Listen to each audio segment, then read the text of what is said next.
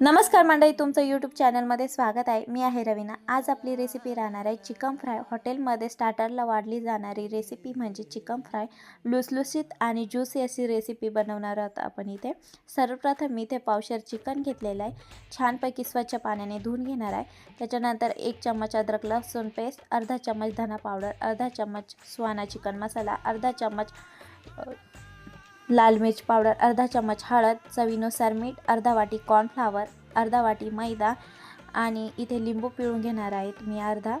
छानपैकी लिंबू पिळून घ्यायचा। त्याच्यानंतर 1 अंड टाकून घ्यायचं।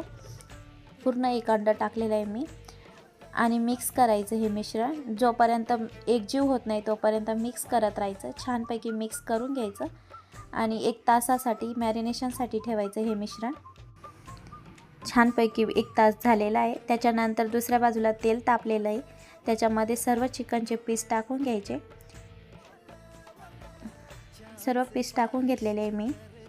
छानपैकी पीस टाकून घ्यायचे आणि फ्राय करत राहायचे। जोपर्यंत चिकन तेलामध्ये शिजत नाही तोपर्यंत फ्राय करत राहायचं आणि छानपैकी मॅरिनेशन झालेलं आहे आपलं चिकन आणि गोल्डन ब्राऊन होतं परतून घेत राहायचं। तर तयार आहे आपली रेसिपी। रेसिपी आवडल्यास नक्की चॅनलला सबस्क्राईब करा, लाईक करा,